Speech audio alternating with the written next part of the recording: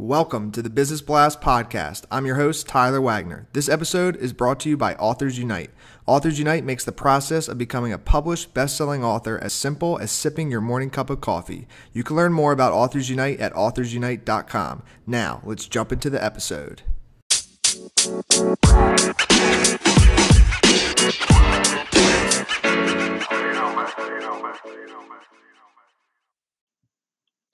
All right, everyone. Welcome back to another episode of the Business Blast podcast. I'm your host, Tyler Wagner. Today, I have David Arnoux with us. He is the co-founder of Growth Tribe, a company that grew to $5 million in revenue in 2 years, teaching people technical skills of the future using speed learning experiences. So welcome to the show, man.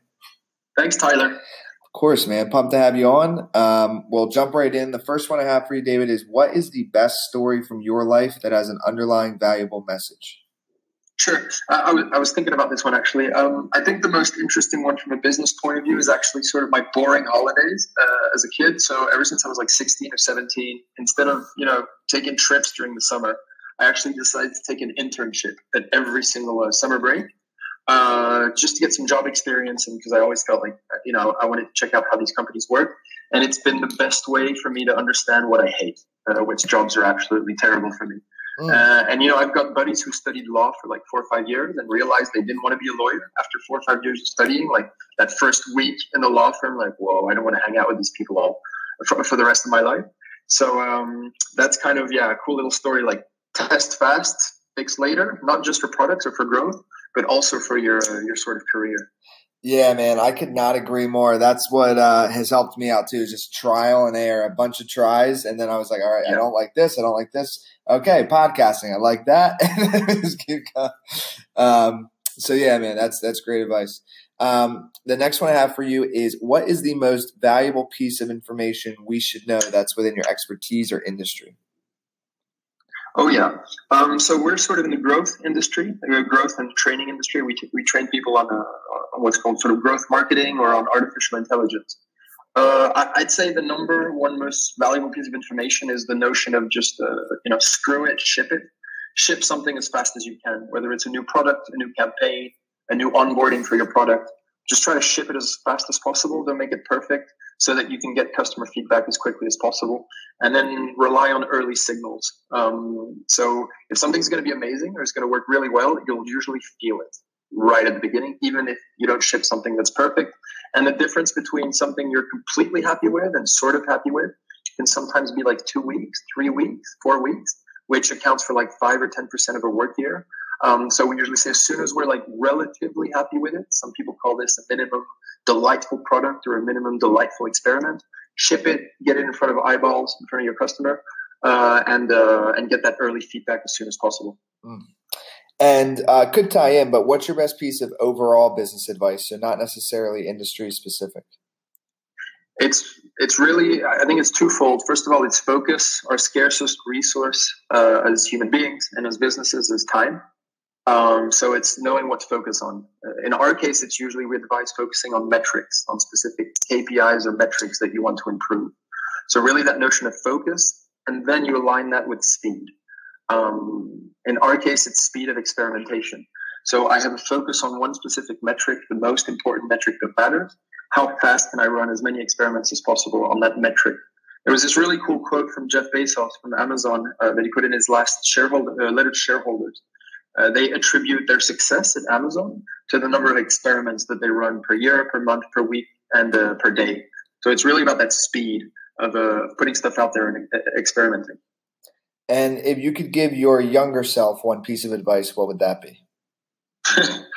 Invest in Bitcoin and Amazon stock. I like it. 2 very good things. And in your opinion, what is the key to happiness? So key to happiness, there's actually a biological definition of happiness. It's called homeostasis. It's when like your central nervous system is chill, your blood pressure is down, et cetera, et cetera.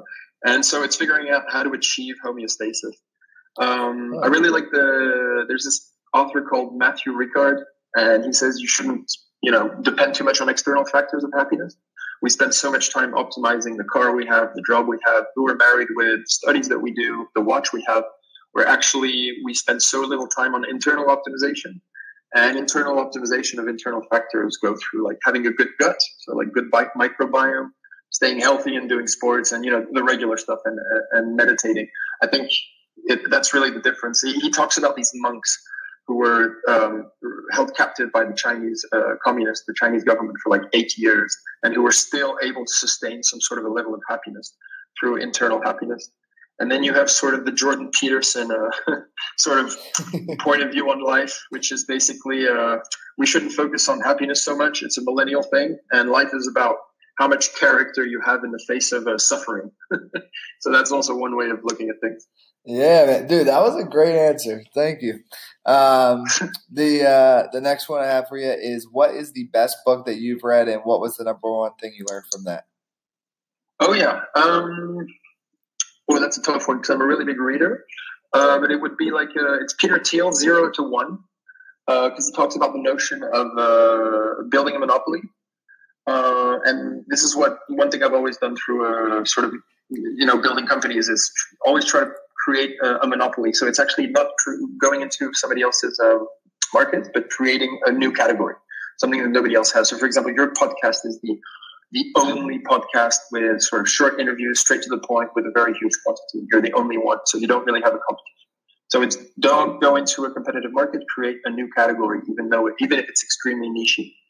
Got it. And what is your favorite quote and why?